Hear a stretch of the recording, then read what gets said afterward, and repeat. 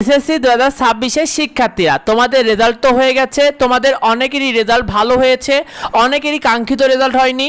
তো তোমাদের সবার জন্য শুভকামনা রইল।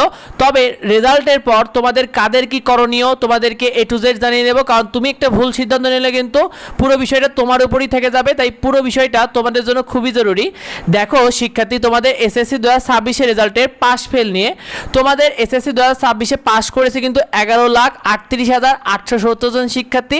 অন্যদিকে তোমাদের ফেল করেছে 6,90,000 প্লাস শিক্ষার্থী, প্রায় 7 লাখ মতো শিক্ষার্থী কিন্তু এবার ফেলও করেছে। ফেলের সংখ্যা কিন্তু এবার অনেকটাই বেশি।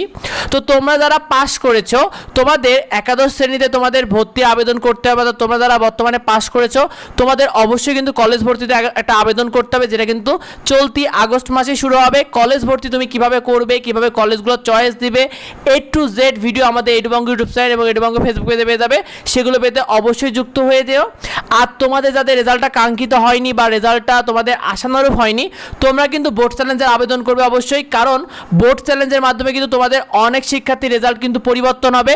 সুতরাং তোমাদের যাদের মনে হচ্ছে তোমাদের রেজাল্টে কোনো ভুল বা তোমার আরও বাড়ার কথা সেই সাবজেক্টগুলোতে, এক্ষেত্রে তুমি কিন্তু অবশ্যই বোর্ড চ্যালেঞ্জ করবে, যেটা কিন্তু তোমাদের 11ই আগস্ট থেকে 17 আগস্টের মধ্যে করতে হবে। আর প্রতি সাবজেক্ট অনুযায়ী তোমাদের 150 টাকা করে লাগবে বোর্ড চ্যালেঞ্জের আবেদন করতে। তুমি যে কয়টা সাবজেক্ট ইচ্ছা সেই কয়টা সাবজেক্টে তুমি বোর্ড চ্যালেঞ্জের আবেদন করতে পারবে। আর এটা কিভাবে করতে হয় এটা নিয়ে তো ভিডিও থাকবে আমাদের চ্যানেলে।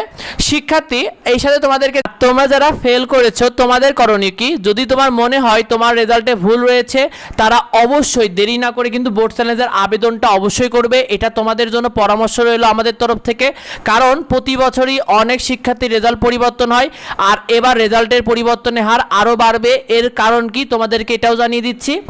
আর তোমরা যারা মনে হচ্ছে যে কোনো কারণবশত তোমাদের যে বিষয়টা রয়েছে যে তোমাদের পরিবর্তন হওয়ার সম্ভাবনা নেই, সেক্ষেত্রে তোমাদের 2027 সালে যে সাবজেক্টে তুমি ফেল করেছো শুধুমাত্র সেই সাবজেক্টেই পরীক্ষা দিতে হবে।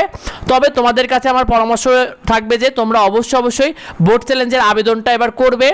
শিক্ষার্থী, তোমাদের এসএসসি 2026 বোর্ড চ্যালেঞ্জ নিয়ে এবার শিক্ষামন্ত্রী নিজে জানিয়েছেন যে তোমাদের বোর্ড চ্যালেঞ্জের রেজাল্ট করলে, অর্থাৎ তোমাদের বোর্ড চ্যালেঞ্জ করলে তোমাদের খাতাগুলো পুনরায় রিচেক করা হবে।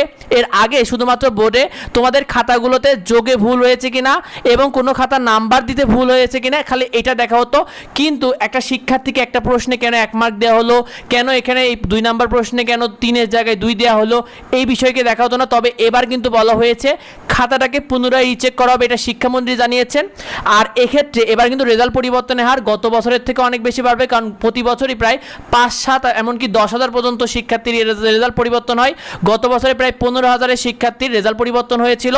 সেক্ষেত্রে এবারও কিন্তু অনেক শিক্ষার্থীর রেজাল্ট পরিবর্তন হবে। সুতরাং তোমরা অবশ্যই এই সুযোগটা রয়েছে, এই বোর্ড চ্যালেঞ্জের আবেদনটি করে ফেলো। আর এই বিষয়টা তোমার বন্ধুদেরকে শেয়ার করে দাও, কারণ এই বিষয়টা এখন অবধি অনেকেই জানে না, অনেকের এই বিষয়টা জানা খুবই জরুরি।